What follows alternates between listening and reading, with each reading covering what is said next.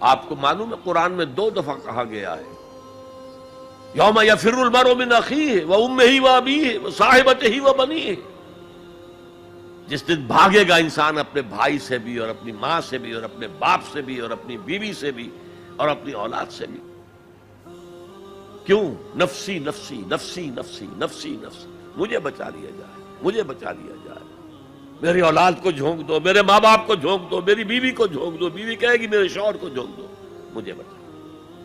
یہی نفسی نفسی دنیا میں رہے آپ کی، مجھے اپنے آپ کو بچانا ہے سب سے پہلے، اور پھر مجھے اپنے سب سے پہلے آل اولاد کو بچانا ہے۔